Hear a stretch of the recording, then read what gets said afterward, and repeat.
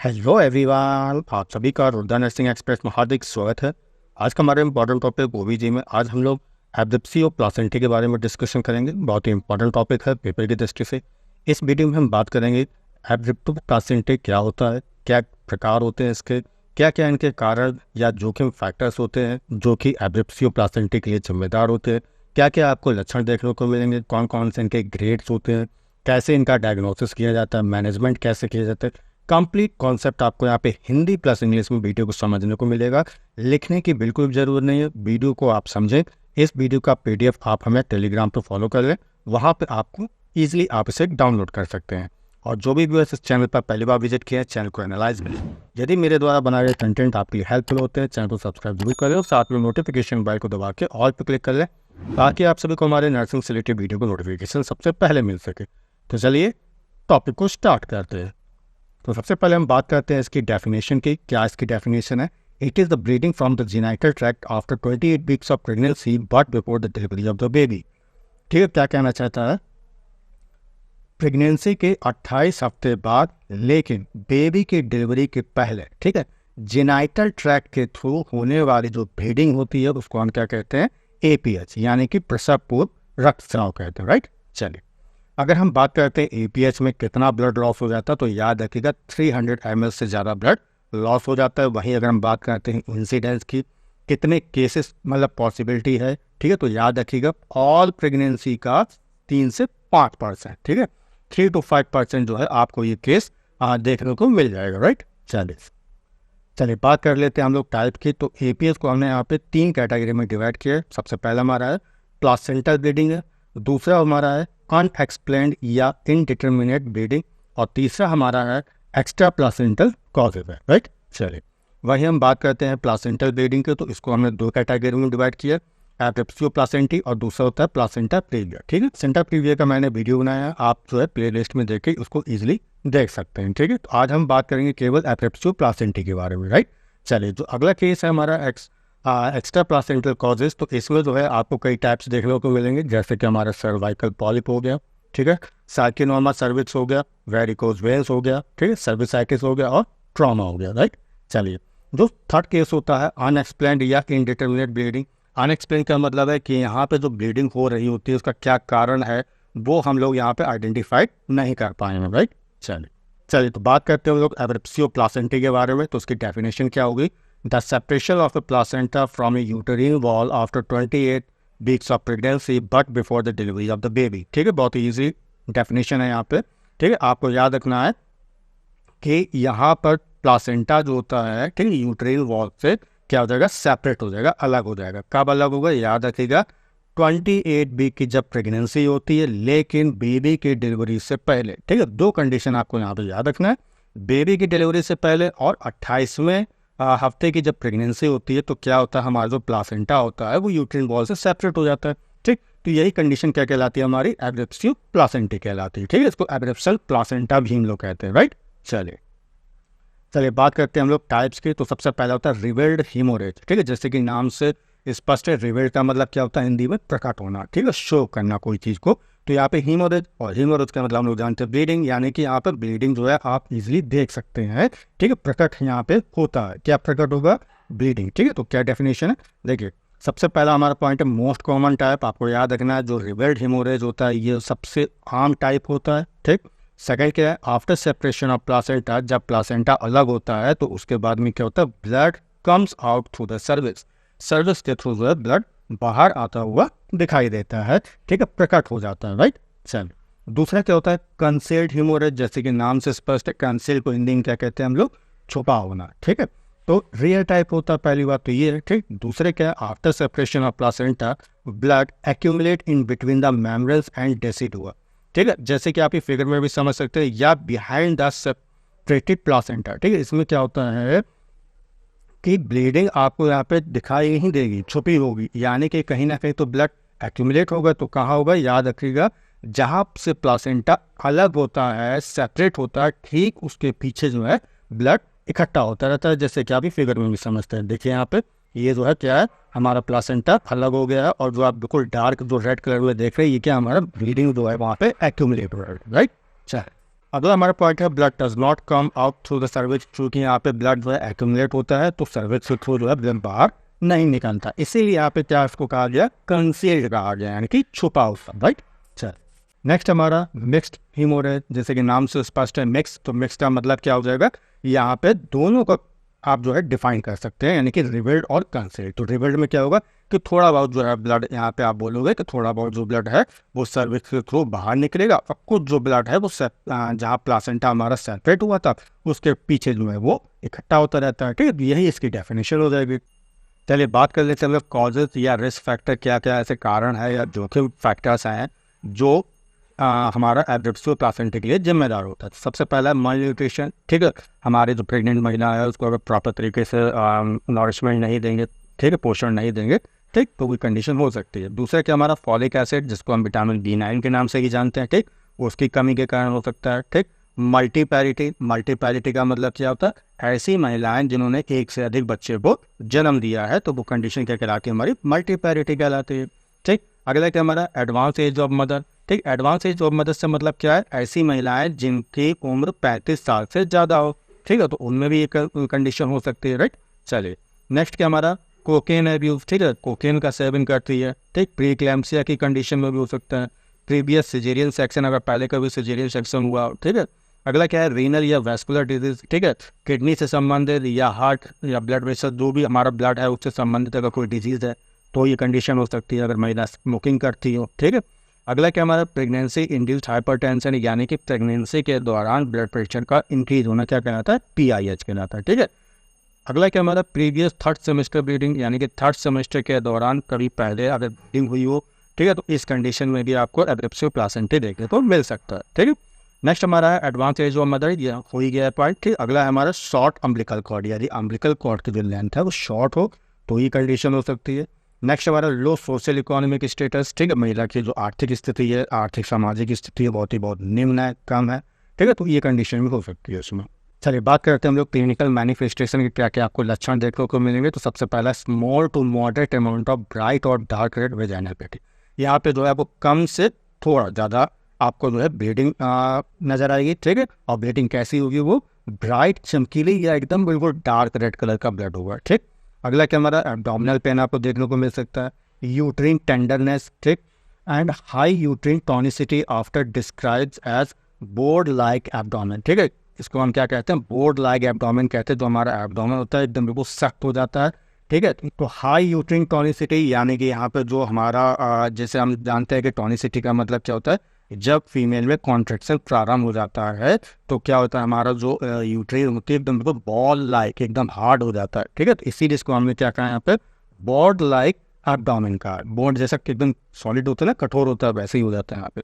अगला क्या हमारा increase size of uterus to relax between contraction, ठीक है, इंक्रीज साइज ऑफ यूट्रस यानी कि यूट्रस का बढ़ना, ठीक, टू रिलैक्स बिटवीन कॉन्ट्रैक्शन, यानी कि दो कॉन्ट्रैक्शन के बीच में अगर रिलैक्सेशन का टाइम ज़्यादा है तो ऐसे आपको यहाँ पे कंडीशन देखने को मिल सकती है, ठीक है। नेक्स्ट क्या है फीटल हार्ट साउंड प्रेजेंट और एब्सेंट, यहाँ पे जो फीटल साउंड है आपको प्रेजेंट भी हो सकती है और एब्सेंट भी हो सकती है, ठीक।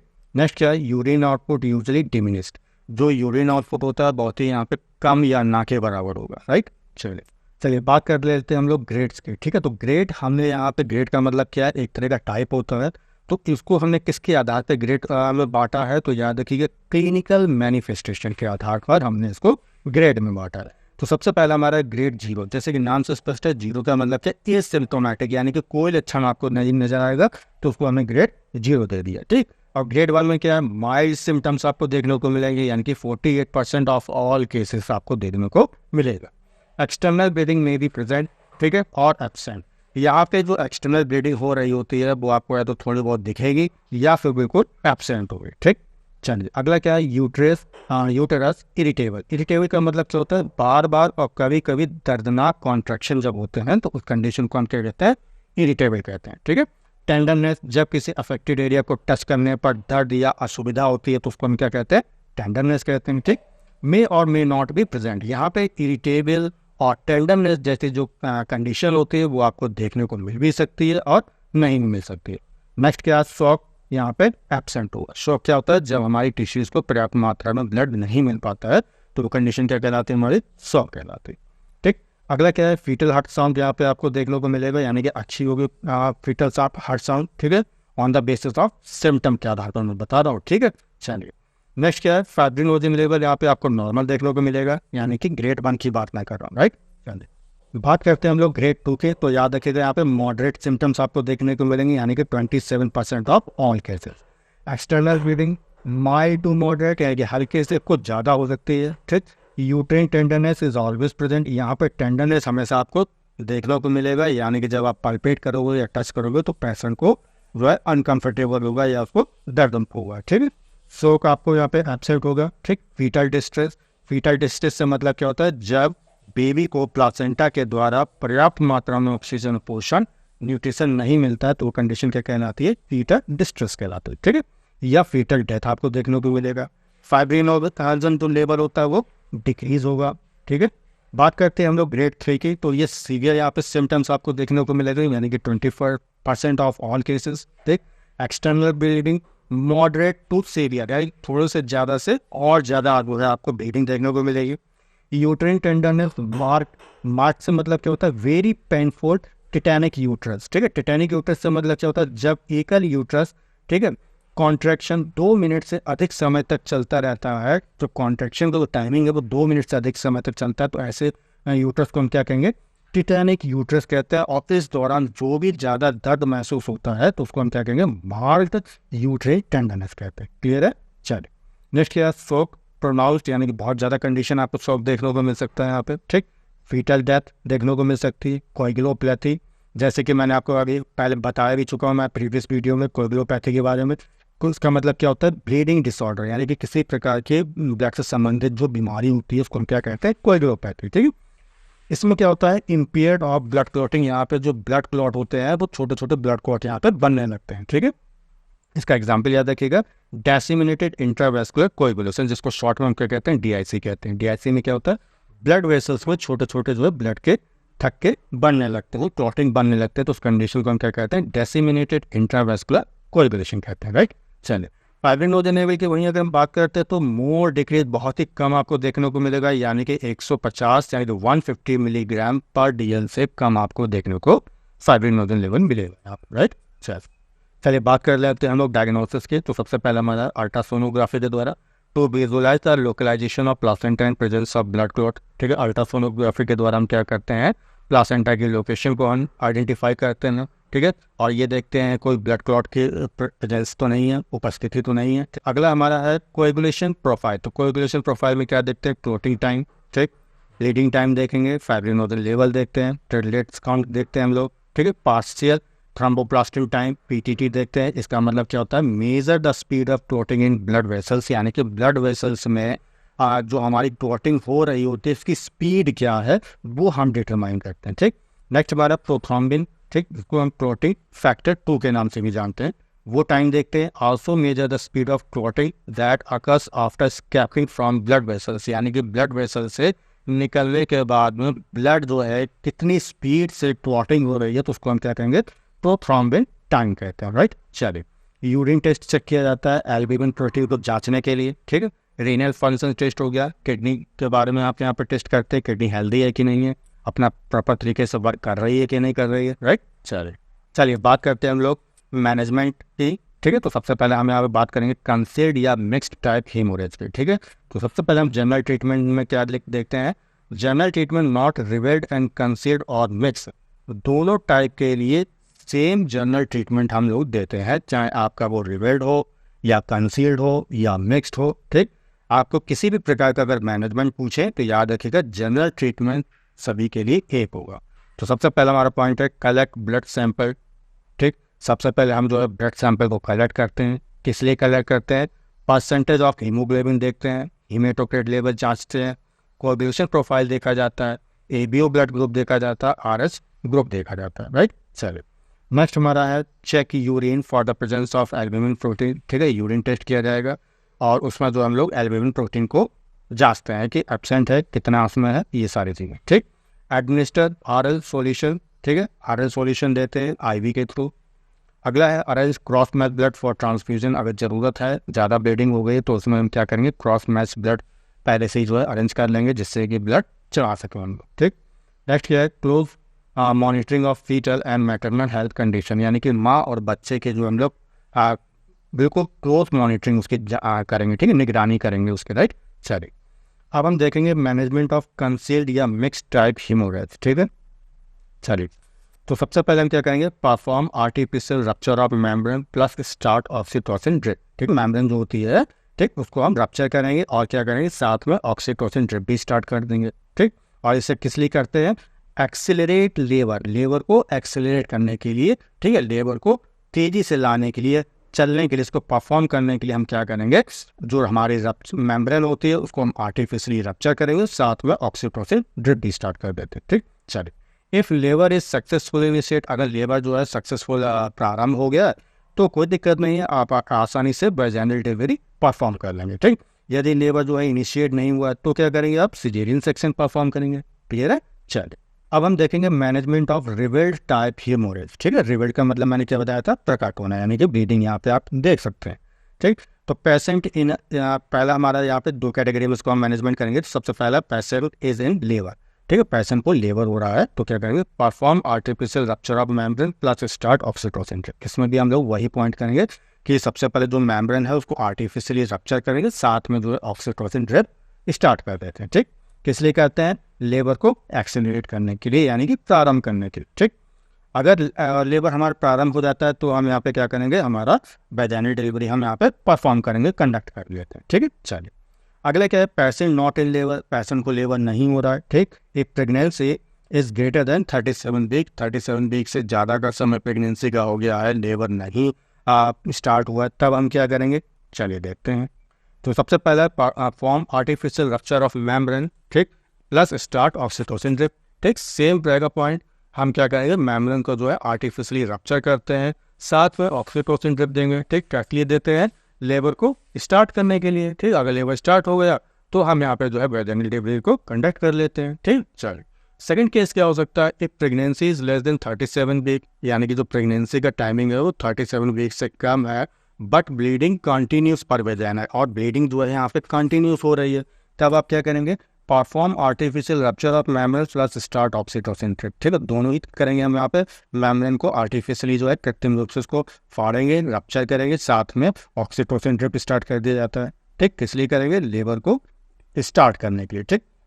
लेबर हमारा स्टार्ट हो जाएगा तो यहाँ पे हम वेजाइनल डिलीवरी को कंडक्ट कर लेंगे, क्लियर है। चलिए अगला हमारा है, pregnancy is less than 37 weeks but bleeding stop, ठीक। अगली कंडीशन हमारी है कि 37 वीक से कम जो है प्रेगनेंसी का टाइमिंग है, ठीक। और दूसरी बात है यहाँ पे ब्लीडिंग जो है स्टॉप हो गई है, ब्लीडिंग रुक गई है, तब हम क्या करेंगे, with the help of cardiotocography, ठीक है। कार्डियोटोग्राफी के द्वारा हम क्या करते हैं, if baby's heart rate and mother's contraction both are normal, ठीक है, याद रखिएगा, हम कार्डियोटोग्राफी की सहायता से यदि हमारे बेबी और हमारी मदर दोनों की कंडीशन कैसी है, नॉर्मल है, यानी कि मदर को नॉर्मली कॉन्ट्रैक्शन हो रहे हैं और जो बेबी का हमारा हार्ट रेट है वो भी नॉर्मल है, ठीक। तो क्या करेंगे हम, एक्सपेक्टेंट ट्रीटमेंट प्रोवाइड, तो इस कंडीशन में जो भी हम ट्रीटमेंट करेंगे यहाँ पे, ठीक है, जो भी संबंधित ट्रीटमेंट है वो हम यहाँ पे देंगे। और ये ट्रीटमेंट कब तक हम कंटिन्यू रखेंगे, तो याद रखिएगा 37 वीक तक हम जो है कंटिन्यू रखेंगे उस ट्रीटमेंट को जो हम दे रहे हैं। अमूमन जो जनरली ट्रीटमेंट हम देते हैं, यहाँ पे याद रखिएगा एक्सपेक्टेंट ट्रीटमेंट से मतलब क्या है, जनरल ट्रीटमेंट, ठीक है। तो जनरल ट्रीटमेंट हम तब तक देते रहेंगे जब तक कि उसकी कंप्लीट टाइमिंग नहीं हो जाती प्रेगनेंसी की, यानी कि 37 वीक कंप्लीट नहीं हो जाते, तब तक हम यहाँ पे जनरल ट्रीटमेंट देते रहेंगे, ठीक। अगर ये कंडीशन हम करेंगे तो याद रखिएगा यहाँ पे वेजाइनल डिलीवरी को हम कंडक्ट करेंगे, ठीक है। चल आशा करता हूँ टॉपिक आपको अच्छी तरह समझ में आ गया होगा। टॉपिक कैसा लगा कमेंट करके जरूर बताएं। यदि आपको ये वीडियो पसंद है तो इसे लाइक जरूर करें और अपने दोस्तों के साथ में ज़्यादा से ज़्यादा इसे शेयर करें। तो तब तक के लिए अपना ख्याल रखें। Take care, bye bye, thank you so much.